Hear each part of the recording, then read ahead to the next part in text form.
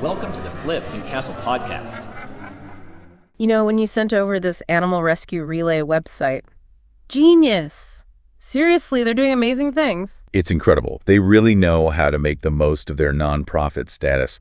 Talk about stretching a dollar. And they focus on two big things: getting animals out of bad situations, then finding them, forever homes. And they pull off so much of this with volunteers, which tells you something about the people involved. Oh, for sure. Passion projects, that's where it's at.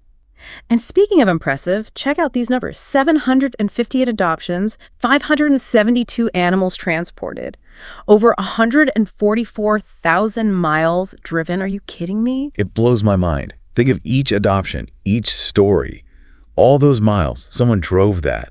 Volunteers giving their time. It's more than logistics, it's real love going into this. Yeah, you're right. Logistics is important, don't get me wrong, but it's those individual animals, the families they become a part of. Yeah. That's the real impact. And their website, they've got this success stories section. Really hits you in the feels. You see how dedicated they are to finding just the right home. Oh. They'll go to any lengths. No kidding. Like, take Roxy. Remember her story? She was what they called super scared and shy. Oh, poor thing. But they found her a patient, loving family, and now, totally different dog. And then you've got Lily.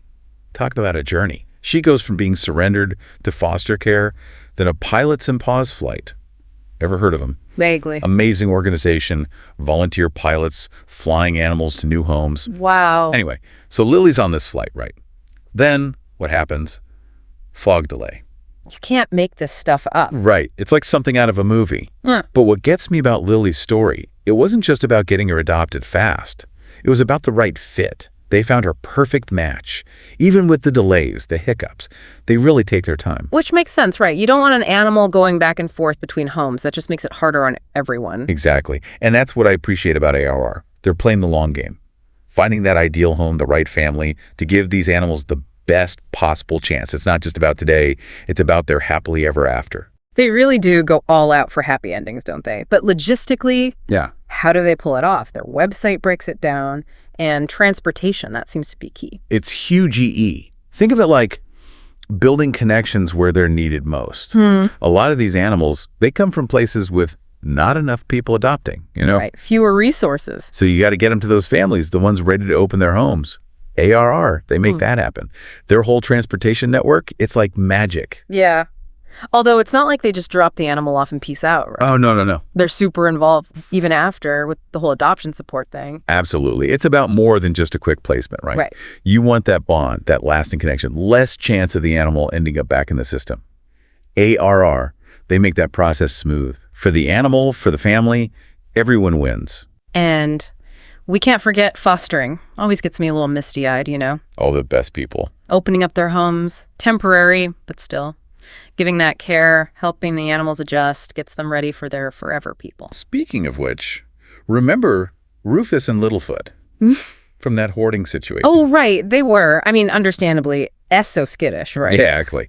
But their foster parents, talk about dedication, the change in those pups. Incredible. They learned to trust again, to play. It's like they finally felt safe. Yeah. All thanks to fostering.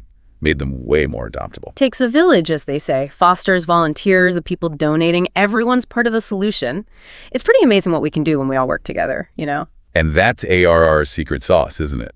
They've tapped into that compassion, that desire to help, and they've created something bigger than themselves. Of course, none of it's free, right? They need those donations. It's the fuel that keeps the whole engine running. Many hands make light work. Or something like that, right? Speaking of which, you know what else caught my eye on their website?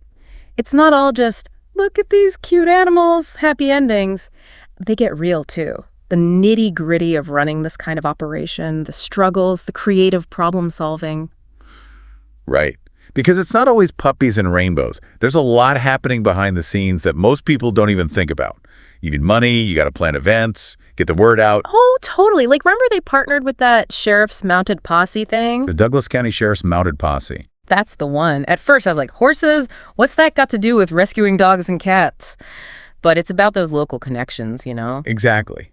It's brilliant, really. You get to work with other groups, reach new people, raises awareness for everyone involved.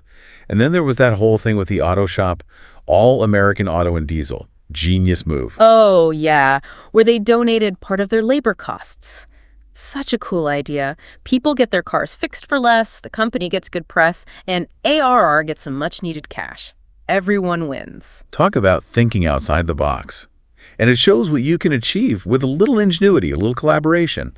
Of course, like any good story, there are going to be bumps in the road, you can't plan for everything, and sometimes you need a little extra help. And that's where those real-life moments, the ones on their website, they really get you. Like the Donate for Bella campaign, remember? Oh, yeah, that was a tough one. Broke my heart. But it also highlighted something we haven't really talked about, the money part. Vet bills, those can be scary. Tell me about it. Animals arriving with unexpected medical issues.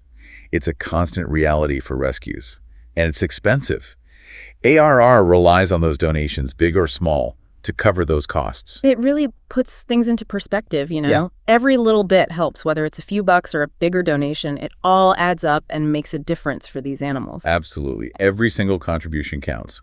Yeah. Money, obviously, but also time, volunteering, even just telling people about ARR, spreading the word, that's huge. It's true. And you can tell going through their website, they've made it so easy to get involved. Whatever you can give, they've got a way for you to do it. Applications, donation links, even tips on how to fundraise. They've thought of everything. They really have, haven't they? They get that everyone has something to offer. Maybe you can't foster, but you can share a post on social media. Every little bit helps. Well said. So as we wrap up our deep dive into Animal Rescue Relay, what really stayed with you? Was there a story that stuck out, something that really resonated? You know, it's hard to choose just one, but I think what really struck me was the dedication, the passion from everyone involved, the volunteers, the fosters, the people behind the scenes. They're all in it for the animals, and that's truly inspiring. It is. It really is. It reminds us that even amidst all the chaos in the world, there's still so much good out there. People coming together to make a difference. One animal, one rescue, one adoption at a time. Exactly. And at the end of the day, isn't that what really matters? Couldn't have said it better myself.